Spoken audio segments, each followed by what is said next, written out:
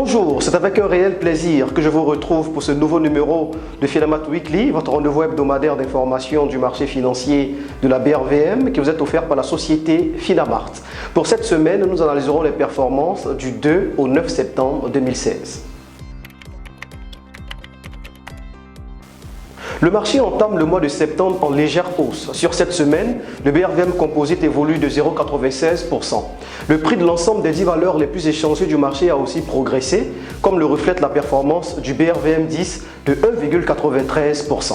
Au jeudi 8 septembre 2016, la capitalisation boursière augmente, tout comme les indices, par rapport à la semaine dernière. La valeur totale des actions du marché boursier s'établit à environ 7 342 milliards de francs CFA et celle des obligations à environ 1 723 milliards de francs CFA.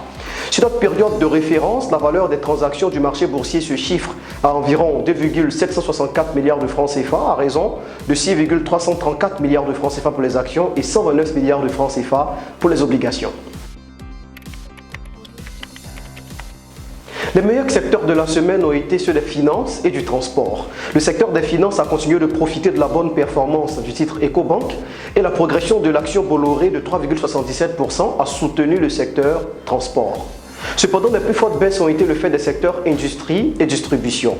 Les comptes performance de Nestlé et Unilever ont déteint sur le secteur industrie, annihilant ainsi les progressions enregistrées sur Filtisac et SMB. L'action Ecobank a marqué pour une deuxième semaine consécutive la meilleure hausse du marché. Le prix de l'action est passé de 29 à 34 francs sur notre période de référence. Elle est suivie de l'action Palmsy qui a réalisé une performance de 6,42% sur la période. De l'autre côté, Nestlé est en baisse après avoir progressé en raison de ses bons résultats au titre du premier trimestre 2016. Sicor régresse non plus de 5,66% en raison du manque de visibilité sur les résultats de la société pour l'exercice 2015.